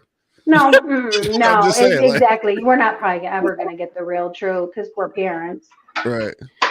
So a 12-year-old a 12-year-old girl swimmer disqualified for a Black Lives Matter swimsuit. Did you catch that story? 12-year-old man who was killed by Minneapolis police last Wednesday while they were executing a NUDE decided to wear a Black Lives Matter swimsuit to her swim meet. And it resulted in her being disqualified. The story, though, does not end there. So joining us now is the 12-year-old swimmer, Lady Lyons, and her mom, Sarah Lyons. And I thank you guys so much for being with us this morning to tell us what happened here. Lady, it was between your first and second race where you learned that an official said your swimsuit had to go, that you needed to change your swimsuit. Can you tell us what happened after that?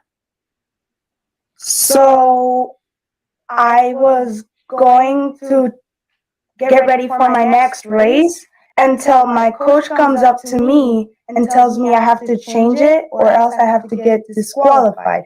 So I went to my mom and told her, and I was like, I'm not going to take it off. And my mom was like, okay. Then she went to talk to the official and she started making phone calls because I said no. How did that feel for you, lady? I felt bad and I felt disrespected because I wanted to show that I mattered.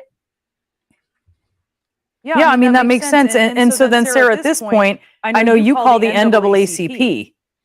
They get involved. Yeah. Ultimately, the YMCA, the Duluth YMCA, overrules the official, but not after a lot of drama and I would say some heartache for Lady. Yeah, for sure. I read this is after the dog. I want to hear what the mom had to say. Yeah. Oh shit, man! They better let that girl swim. Quit fucking around because them police fucking up. Minnesota fucking up.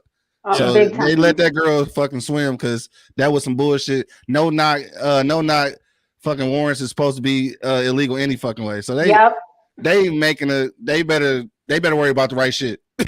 Okay. They out here worried about the wrong fucking shit. Why would they do that in that city? Like, What are you thinking? That's what I'm saying. Right, you about to get the whole fucking city burnt down. What are you doing? No, let that girl swim. They're not thinking. Oh, like 12. You know what I mean? Like she's just trying to have a voice. Why? She's Well, trying she's to making a understand what's statement. going on. She's 12 years old and somebody just got murdered by the police. I'ma let her have that moment, bro. Like for real. It's like damn. Yeah. It's the YMCA. Come on, dog. It's not the fucking Olympics. Right. And shout out to her mom for having her back. Shout out to her mom, for sure, who said, "You don't have to take that off. You're going to make a stand." Because if she would have taken that off, what would that would have looked like on top of it? That she wasn't serious about her stance, and if she wasn't serious, she would have never wore that. So her mother telling her to stand up for what you believe in and supporting that, and I'll fight for you. Man, shout out to her mom, because a lot of parents would have been like, "Girl, take that shit off. Take that shit off," you know, or you know, she didn't want her teammates to be mad at her or her coach. No, nope. We stand behind you, and you're gonna make. If this is what you want to do, then this is what we're gonna do. Yeah, especially with the situation that's going on in there. Like, absolutely, bro, let it go, bro. Like for real. Yeah, absolutely. I don't understand. That's like you said, the no knock warrants is. Yeah, it's like going to Oxford and not letting a girl swim because she got something about active shooters or some shit like that. Come on, dog. You know what just happened to Oxford. You know what you gotta let that girl swim. Shit, okay. I just don't understand. People just need to start being fucking human beings, bro. Like, I don't understand. For real. I don't know. Dang, that got me all in my passionate bag tonight. I know, right? We reaching deep in this. Oh, I'm trying to play this. What you got going on over there? Right. What you doing? He said his passionate bag. Next thing you know, hitting the high note. Right. Like, damn. I got He putting us in the mood. About to light a candle behind Q.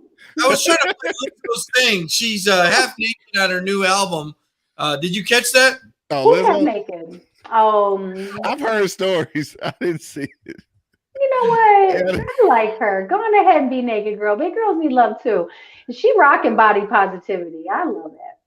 Yeah, she be doing the most sometimes though. Like she does be doing the most. Yeah, I get it. Skinny girl Kylie can do the most, and it's okay. Why and I'm gonna still say she doing the most. Whenever you doing the most, you doing the most. Like, doing the fucking most. Yeah. All the Jenners and all them fucking Kardashians, all them doing the most. So, they always doing the fucking most. Yeah. Oh, this is right here. I was on none of me at all. This her singing? Yeah, that was her. Yeah. There you go. Her skin looks great though. I want that bronzer. I'm not even playing. Way to go to the positives. Her skin looks great though. Her skin looks great. That shit was glowing. I want to know what filter she's using on that ring light too. Like I need that. I'm trying to do a good photo shoot, camouflage some things. What's going on? Like, right. You know, somebody like it though. For sure. I ain't tripping on that shit. Somebody from the Minnesota. I wouldn't do that, but ain't that what you said on the song? Right? Minnesota Vikings, yeah. At this point, man, fuck Minnesota though.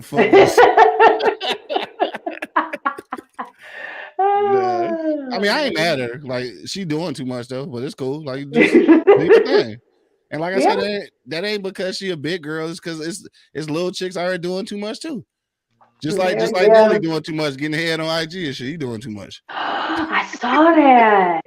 Wow. Yeah, he definitely doing too much. He's trying to get back relevancy. He's like, you know what? We'll do this. I need to get me some head on IG. So he said he was leaking oral sex video, never meant to be public. Nelly. Yeah. So what you think? Doing what?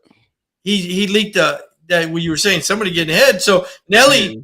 He's sorry he leaked that oral sex video on Instagram and never meant to go public. You think that's the truth? You think it never meant to go public? I think that was a publicity stunt. I think it was a publicity stunt. I think so. He needed to get back in the limelight a little bit. He's been inching. You've been hearing more stuff about him, right? He's doing performances and stuff. I think that was I think that was strategically done. I think the funniest thing is all the women's comments about his dick, though.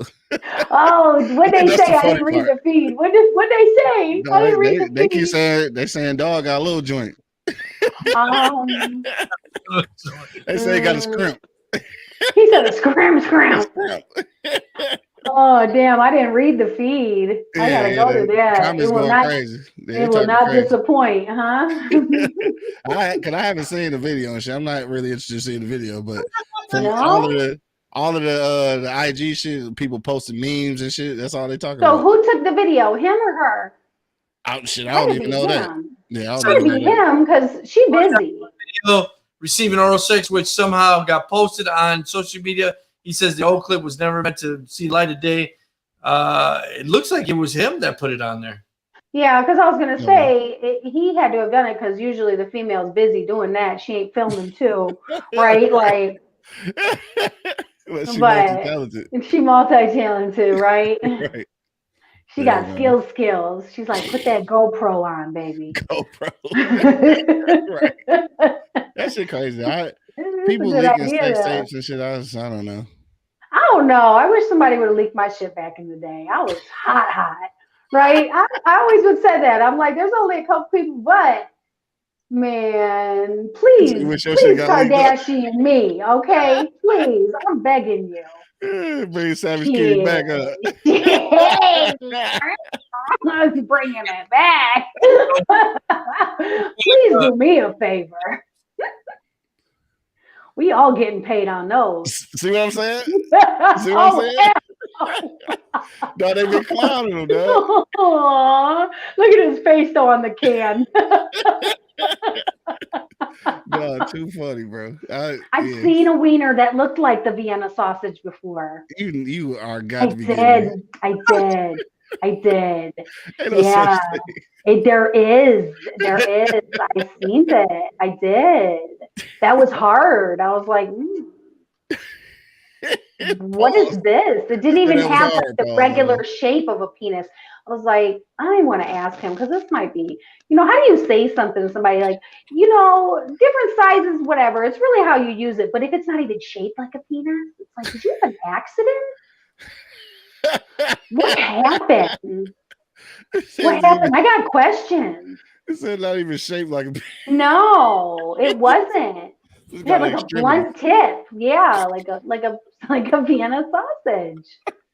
And he talked mad shit, right? Work it. I be tearing shit up. I'm like, bro, no. But he must have got clipped when he was older because I think I told this story before. My uncle, I told my dad, he's like, hey, something's wrong because he was uncircumcised. And he's like, I have an infection or something. So he was 12 years old and he had to get circumcised. And he said it blew up like a balloon because he got infected. Oh, and shit. Yeah. So he was older? Yeah, he was 12. Yeah, he's like, man, he's like, I was just worried that they were going to fuck it up and cut the wrong thing. Man. That is old to get circumcised. I would think. Fuck yeah. Yeah. Hell yeah. You had 12. 12. You're remembering all of that shit. Yeah, you rest on ice for weeks, I would think. Oh, shit, I can't even imagine. See, just like when you fall, right? When you're a baby. To get your dick cut off, you don't even remember it 3 days later. Don't. Nothing happened. 12, it's like nothing happened. At 12, you're out for a minute. Oh, god damn. Man, when we were little, shout out to being little, we really had some resistance, right? You just get shit cut off, no big deal. So we're just talking cut my dick off, we're good. You got Minneapolis. Process for Minneapolis Police Chief resignation after Mayor Lockett's killing. What's your thoughts, Q? Should he resign? This is the thing though. He can resign if he want to, but the fucking no-knock warrant came from higher up. Right. You need to figure out how the fuck that happened. Because getting rid of him ain't gonna do nothing but put a band-aid on it. Like you got to figure out how the hell they still signing no-knock warrants when that shit's supposed to be illegal. Right. So I'm trying to see how they go dance around that. Mm-hmm. And now, from what the reports say, they done did about damn near 20 already since January 1st. This shit ain't supposed to be legal. 20? This ain't the first one. They ain't killed nobody. Right. They executing these warrants. Like, what the hell is they doing in Minneapolis, dog? So you got to go higher up. So he can resign if he want to, which is what he gonna do. Breonna Taylor's death teach them fucking anything? Exactly. And that's the reason the no-knock shit was made illegal. Right. So, yeah. And what am I supposed to do though? Like if I'm in my house, like me personally, like at my house, I sleep with my CPAP machine and my gun. Right. So if somebody come in, you gonna see the gun, so you go kill me? Right. You keyed into my house. I'm sleeping. You came into my fucking house while I was asleep. And dog was so fucked up. I don't know if he was high or drunk or some shit that they had to kick the couch in order to wake his ass up. You could have dove on this motherfucker before he even pulled a gun out. Like it's so many things that could happen. He was already out of it. They had to wake him up. Like, dog, you could have just grabbed his ass. You know what I'm saying? Grabbed his ass in his fucking sleep and already had him handcuffed. That's before he even fucking knew what the fuck was happening. Exactly. So and you wake up so I can shoot. That's fucked up. You said what? I said, can you please wake up so I can shoot you? I didn't mean to laugh at that shit. No, but literally, yes. But literally, they should just have, t-shirts. Yeah, they literally kick the couch. Can I give you a gun so you could point at me so I could shoot it at you? But I need to wake you up first. I need to wake you up first. And how about this? When you're sleeping, you don't know what the fuck's going on. When you're asleep and you hear somebody in your fucking house, your first reaction, if you do wake up prior, is to go for your protection because you know what the fuck is going on. Because somebody in here that's not supposed to be here. That's not supposed to be in my fucking house. So I get it. All right. So his cousin was a suspect in the murder, right? I get it. So they saying the suspect's car at the apartment after some surveillance, I guess. But what's really the difference, dog? Bang on the door, say it's the police, and then kick that bitch open. If something happened after that, it's kind of covered. But if you it was warranted, right? You put the key in my shit and you standing over me when I wake up, everybody in this bitch done. Like I don't even understand. Like it's not right. Everybody here dying. The dog, everybody. Like shit, I don't even know what's going on. Right, the fish, everybody. Yeah, everybody. Shit, might fuck around, shoot myself by accident. I don't even know what's happening. For real. Yeah. So what are they putting in the water over there? Was the cousin in the house? I don't know. No, cousin wasn't even there. So he was borrowing the car, or the car just happened to be there. The car wasn't there at the time. They had seen it going back and forth. Oh, yeah. even worse. So the car wasn't even there. Nope. Yeah. So anyway, too much passion tonight. Too much passion tonight. I'm sorry. Let me turn it down. Turn it down. Last story of the night, I got a dog. I don't even know Carmel, Mrs. Vice President. I know she was married to she married a white man. Yeah, she got a white husband. Yeah. Emo off. Secret Service evacuated him due to a high school bomb threat or something. Yeah. Yeah. I was like, I didn't even know she was married to a white man. Yeah. I can't even say his name. Emo Huff. Yeah, I can't say his name, but yeah. Yeah. I don't know it either. I just know what he looks like. Evacuated because there was a bomb threat. So yeah. So you say this is the last story? Yeah. Go ahead. All right, so it's one thing that I seen though. I don't know if y'all saw this about the Biden administration approving to hand out crack pipes and shit. What? So I didn't see anything on that, but I saw memes about it, right? Yes. It was like, go ahead, smoke crack. And I'm like, where are all these crack memes coming from? What the fuck are they talking about?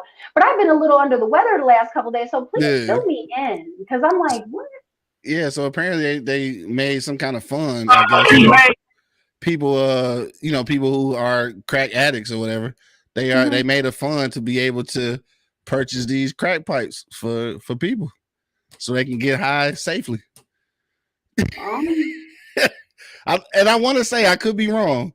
Drake might be checking this out. I think it's like $30 million. It says I think like 30 million. Yeah, to buy crack pipes. No, Biden administration is not giving out crack pipes. Here's what really happened. Okay, tell us. Here you go. I mean, they do have methadone clinics. Not giving out crack pipes. Here's what's really happening. If you've been browsing through social media and keeping up with current events, you might have seen headlines suggesting the Biden administration is handing out free crack pipes. No, the White House is. Sorry. Here's what's actually going on. A number of media outlets reported the White House is providing pipes to people addicted to drugs to smoke illicit substances such as crack cocaine. This comes after the Department of Health and Human Services unveiled a new grant program geared toward substance abuse and overdose prevention that would include funding for harm reduction strategies such as safe smoking kits/supplies. These comments are misleading and misinformed, an HHS spokesperson told McClatchy News in a statement about. So there you go. They're not handing out crack Wait, pipes. what did he say? I want to hear the rest of it. He is saying the exact same thing though. Outrage online. He said, yeah. Program meant to support community-based overdose prevention programs, syringe services programs, and other harm Handing out reduction needles as services, well. according to the Substance Abuse and Mental Health Services Administration, a branch of HHS that's in charge of the grant program. It's authorized under President Joe Biden's American Rescue Plan Act, according to the grant document. Just a quick word from our sponsor. There you go. Let's get serious. So he's saying they're not handing out crack pipes, but let me tell you, when he said it, I lost my shit, right? But then in the next breath, he's saying smoking supplies and syringes. Well, what is a smoking supply? A pipe and a lighter. Yes, exactly. And the grant money is for that. So it is the equivalent of handing out crack pipes. I like how they tried to spin it though. Like they did. They tried to put a whole different title on it. just like the Confederate flag, just like the KKK hat. This is not crack pipes. This is smoking supplies. I don't know what this administration is doing. I really don't. What is smoking supplies? Well, a pipe, some Charboy, and a fucking lighter. Like I said, Uncle Joe has your best interest. Okay. The memes, though. Have you seen the crack memes? Oh, yeah. Some of the crack Oh, memes. hell. I'm like, what the fuck are they talking about? Yeah. That's and syringes. But, I mean, again, let's look at the other coin. They do got methadone clinics, right? Yeah. Every day. I know people that go every day talking about, I'm off of heroin. But you go to a methadone clinic. So isn't that just synthetic government handed out heroin? It's the same damn thing. And a lot of those people abuse it. I have an acquaintance of a family member, because I'm not even going to call her a family member. She just spawned children off of one of my family members, right? And she's addicted to methadone. And my one cousin knows like all about her fuckery. And she's so slow. She talks like a sloth now. Like she was normal, but she uses so much methadone. Like I guess what they do is, and I'm not really in that whole realm, so I'm just going by what I was told. You have where they test your tolerance, right? And so that's how they decide what dosage you need. And so she will take higher dosages at certain points when she's going in to be tested, so she can get approved for the higher dose. And she's like at the maximum, and she's been on that shit for like 7 fucking years. Yeah, it's hard to get off that shit. No, that's funny. Come on, man, you on crack? Oh hell! So in a way, I don't really understand what's the difference. You know? Oh hell no! Oh damn! You did not hit him with the Biden crack pipe. There you go. That's funny. This shit is American government, man. I don't even. I had to mention that though, because I kept seeing that shit. I was like, thank you. I forgot about that. Yeah. Thanks. Shout out to the Biden administration. It's hot. It's hot. I heard it. I caught it. That was a good one. Right? What's my next stimulus check? Can you send that, please? Right. I don't even want that shit, man. Keep on buying crack pipe shit. But this the funny thing though, and I'm not trying to be disrespectful to drug addicts, because I know addiction is a real thing. But who the fuck is still smoking crack, bro? I'm just saying, who the fuck still smoking rocks, dog? Right. Oh, bro.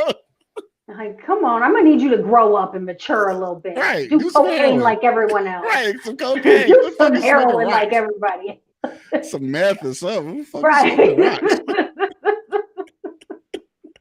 I'm sorry. Somebody, yeah. That's okay though. You know what though? I will say this. I do, and no disrespect, right? But to lighten the subject, remember though, when we did have the crackheads, man, you could get them to do anything. You can't get a meth head to do a damn thing. Well, I knew you was gonna say that. Because you could get a crackhead to come over on a Barbie bike, right? They would ride 20, 30 fucking miles to come paint your front porch on a Barbie bike. A Barbie bike. On a Barbie bike. And all you had to do was give them like, you know, $10 and a you know, maybe a VCR or something, right? And that's it. You can't even get a meth head to fucking even be coherent. They just pivoted on one fucking leg, right? In a circle, trying to sell you a carburetor in a grocery store bag out front of the gas station. You can't get them to do fucking cut your lawn with your lawnmower. So I will say this though, you know, even though, you know, crack is whack, I do miss the crackhead workers. Wow. The crackhead workers. I'm being serious. Growing up in Detroit, you about to get banned. I know. I'm giving praise though. I really miss that. You're giving praise to crackhead workers.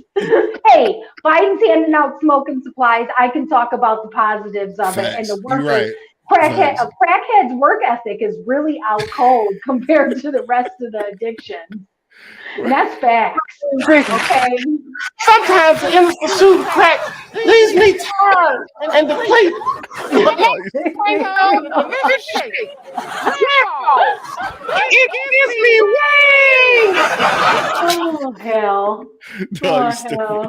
Oh hell. I got my Red Bull sitting right here too. All right.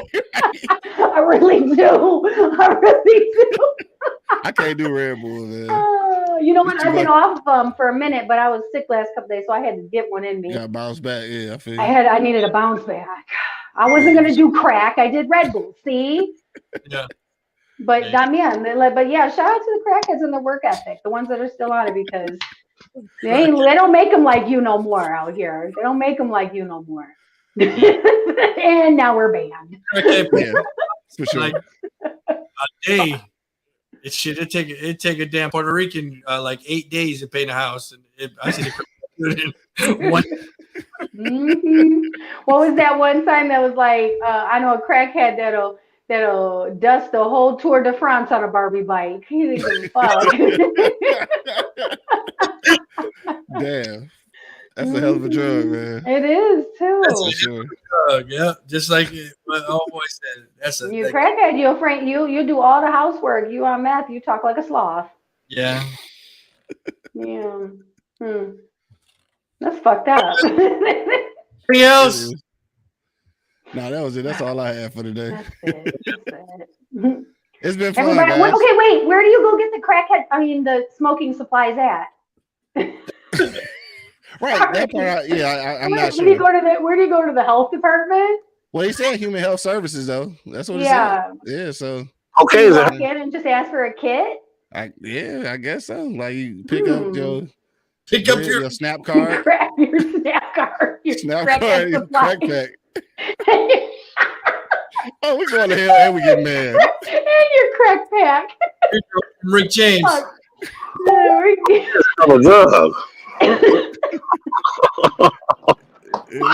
Crack pack. Yeah.